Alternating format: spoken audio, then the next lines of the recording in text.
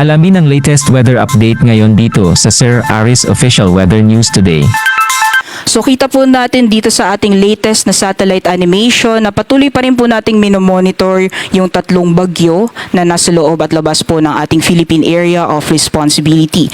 So una po itong si Bagyong Nika or formerly si Bagyong Nika na lumabas na ng ating PAR. At ito naman si Bagyong Ophel na currently ay nasa loob po ng ating Philippine Area of Responsibility, pati na rin po si Tropical Storm na may international name Manyi na currently ay nasa labas pa rin po ng ating Philippine Area of Responsibility. So currently nakikita po natin na isang bagyo lamang po ang currently na may direktang epekto sa ating bansa. Ito po si Bagyong Ophel. So alamin po natin yung mga detalye patungkol dito sa binabantayan po natin na si Bagyong Ophel. At mamaya isa-isan din po natin yung latest update dito sa binabantayan po natin na si Tropical Storm Manny. So latest po muna dito sa binabantayan po natin na si Bagyong Ophel. As of 10 PM, yung latest location niya po ay huling namataan sa layong 295 kilometers silangan ng Kasiguran, Aurora, at nagtataglay po ito ng lakas ng hangin na umaabot ng 150 kilometers per hour malapit sa gitna. Siya po ay nasa typhoon category, may pagbugso na umaabot ng 185 kilometers per hour at kumikilos po sa direksyong west-northwestward sa bilis na 25 kilometers per hour. Kita po natin dito sa ating latest na satellite animation na yung rain bands nitong si Bagyong Ophel ay currently ay nakakaapekto na sa may silangang bahagi ng Luzon, gayon din sa may Kabisayaan. So magiging maulan po yung panahon, lalong-lalo na sa may bahagi po ng Luzon at Visayas, dyan po sa may Isabela, Cagayan, pati na sa may Aurora, Quezon, sa may Bicol region, ilang bahagi po ng Mimaropa at sa may Eastern Visayas. At kung nakikita po natin itong kumpol ng mga kaulapan na malapit po sa sentro ng bagyo, dyan po yung malalakas na ulan na dala po nitong si Bagyong Ophel. So dahil inaasahan po natin na patuloy po siyang lalapit sa ating kalupaan, inaasahan po natin itong mga pag-ulan po na ito ay mararanasan lalong-lalo pa sa may bahagi ng Hilagang Luzon. So alamin po natin yung specific areas mamaya kung aling areas po yung mga karanas ng malalakas na mapag-ulan dulot po na epekto nitong si Bagyong Ophel. So alamin po muna natin yung magiging pagkilos niya sa mga susunod na araw. Ito po yung ating latest shock forecast as of 11 PM po ito. So kung nakikita po natin yung central track ng bagyo or yung magiging pagkilos ng bagyo sa mga susunod na araw.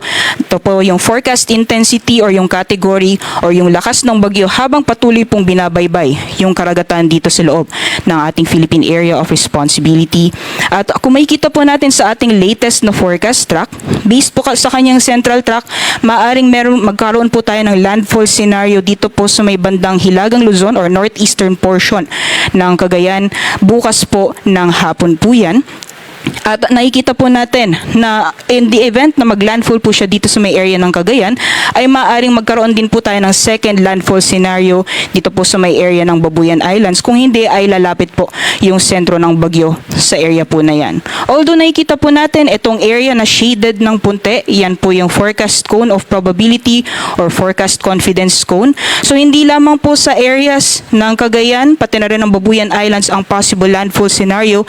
Any area po na nasa loob ng forecast confidence cone ay maaaring daanan ng sentro ng bagyo. So hindi lamang po sa may Cagayan, maaaring dumaan din po yung sentro ng bagyo sa may area ng Isabela. So continuous pa rin po yung monitoring natin at i-emphasize din po natin na hindi lamang po yung main focus natin yung sentro ng bagyo, kundi yung palibot ng bagyo na kung saan mararanasan yung malalakas na mga pag-ulan, gayon din yung malalakas na hangin. Kita din po sa ating latest na track forecast na unti-unti po itong magre-recurve habang dito po sa may southern seas ng Taiwan hanggang tuluyan pong lumabas ng ating Philippine Area of Responsibility. Possible po yan Sunday ng gabi or Monday ng madaling araw. Although sa ngayon po, nakikita po natin sa ating latest na forecast track, itong area na shaded ng yellow, yan po yung radius or diameter ng bagyo. Diyan po mararanasan yung malalakas na hangin na dala po nitong si Bagyong Ophel. Although for now po, walang area or walang kalupaan ang nakapaloob dito sa radius or diameter ni Bagyong Ophel, pero dahil inaasahan po natin na patuloy na lalapit itong bagyo, most likely ay mahahagip na po yung ibang bahagi ng northern Luzon ng malalakas na hangin na dala po nitong si Bagyong Ophel. Kaya naman as of 11 PM, nakataas na po ang Tropical Cyclone Wind Signal number 3 sa northeastern portion ng mainland Cagayan, dyan po sa may Santa Ana, Signal number 2 naman sa southern portion ng Batanes, sa nalalabing bahagi ng Cagayan kasama ang Babuyan Islands, northern at eastern portions ng Isabela, sa Apayao at sa northern portion ng Ilocos Norte. Meanwhile, signal number 1 naman ay nakataas sa nalalabing bahagi ng Batanes, sa nalalabing bahagi ng Isabela, sa Quirino, northern portion ng Nueva Vizcaya, Kalinga, Abra, sa Mountain Province, Ifugao, sa nalalabing bahagi ng Ilocos Norte, northern portion ng Ilocos Sur, at sa northern portion ng Aurora. So nakita po natin kanina sa track, although yung radius po ng bagyo or radius or diameter ng bagyo ay wala pang area ng kalupaan ng ating bansa, ay nakapaloob doon. So may inaasahan po natin na lalapit po yung bagyo sa ating kalupaan. Kaya naman within the next 18 to 36 hours ay mararanasan na po yung malalakas na hangin na dala po nitong si Bagyong Ophel. So paghandaan po or pinaghahanda po yung ating mga kabayan at pinag-iingat sa mga posibleng epekto nito. Meanwhile, ito naman po yung mga pag-ulan na posibleng maranasan simula po bukas or ngayong gabi hanggang bukas or sa mga susunod na araw dulot ng epekto nitong si Bagyong Ophel. So nakikita po natin dito sa ating latest na weather advisory map, yung areas na shaded ng pula, dyan po mararanasan yung pinakamalalakas na mga pag-ulan dulot po ng epekto nitong si Bagyong Ophel. So simula ngayong gabi hanggang bukas po ng gabi, maaaring umabot mahigit 200 millimeters total rainfall yung mga mararanasan sa may area ng Cagayan kasama ang Babuyan Islands, gayon din sa may bahagi ng Isabela.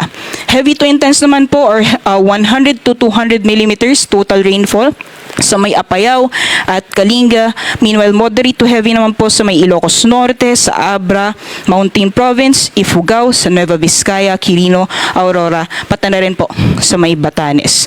At pagdating naman po ng bukas ng gabi hanggang Friday naman po ng gabi, mapapansin po natin na nabawasan na po yung areas na makakaranas ng malalakas mga pagulan dahil kumilos na po yung rain bands nitong bagyo dito po sa may bahagi ng Hilagang Luzon. So yung 100 or mahigit 200 millimeters na mga pagulan, posible pa rin po yung maranasan sa may Cagayan at Babuyan Islands.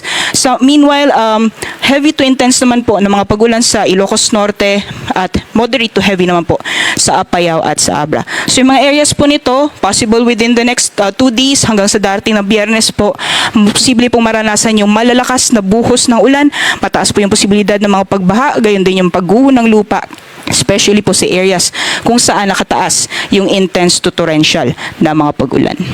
So pinag-iingat po yung ating mga kabayan, pinag-aanda sa mga posibleng epekto nitong dala nitong si Bagyong Ophel. So pagdating naman po sa kalagayan ng ating karagatan, meron po tayong gale warning or babala sa matataas na mga pag-alon sa dagat baybayin po ng Northern Luzon at silangang karagatan ng Central Luzon. So delikado pong pumalaot, lalong-lalo na sa may dagat baybayin po ng Batanes, Northern at Eastern Coast ng Cagayan kasama ang Babuyan Islands, sa Isabela at Aurora. Inaasahan po natin na maaaring umabot ng 10 meters yung taas ng mga pag-alon sa mga nasabing baybayin. Delikado pong pumalaot, especially po sa mga ating mga kabayan na mangingisda, pati na rin yung may mga maliit na sakyang pandagat. And besides po sa areas kung saan nakataas po yung gale warning, magiging maalon din po yung karagatan sa ilang bahagi din po ng Luzon or dagat baybayin ng Luzon. Maaaring umabot po ng 3.5 meters yung taas ng mga pag-alon sa northern at eastern seaboards ng Catanduanes, pati na rin sa Polillo Islands, sa nalalabing bahagi or nalalabing dagat baybayin ng Aurora, sa dagat baybayin po ng Camarines Norte at Northern Quezon, pati na rin sa northern seaboards ng Ilocos Norte at Camarines Sur. So iba yung pag-ingat po, lalong-lalo na po sa mga planong pumalaot sa mga nasabing baybayin. Ito naman po yung babala ng storm surge or daluyong sa mga areas po ng Northern Luzon. So yung dagat po natin maaaring umabot ng 3 meters ang taas sa areas po ng Aurora, Batanes at Cagayan at 1 to 2 meters naman po sa may Ilocos Norte, gayon din sa may Ilocos Sur. Ingat po sa ating mga kabayan dyan, especially po yung malalapit sa Dalampasigan. So dako naman po tayo sa latest na update dito po sa binabantayan po natin na si Tropical Storm Manny na currently nasa labas pa rin po ng ating Philippine Area of Responsibility. As of 10 p.m. po ay huling to namataan sa mahigit 1,700 kilometers silangan ng Eastern Visayas at nananatili po itong tropical storm na may lakas ng hangin na umaabot ng 75 kilometers per hour malapit sa gitna. Pagbugso na umaabot ng 90 kilometers per hour, mabilis po itong kumikilos west-northwest as west-southwestward sa bilis na 30 kilometers per hour. Sa ngayon po nakikita natin yung mga kaulapan na dala po nitong si Bagyong Manny ay hindi pa nakakaapekto sa namang bahagi ng ating bansa. Ngunit dahil mabilis po yung pagkilos nitong bagyo, most likely within the next few days, possible this weekend, ay unti-unti na po nating mararamdaman yung epekto nitong si Bagyong Manny. At kung pumasok man po siya ng ating PAR, bibigyan po natin ng local name na si Pipito.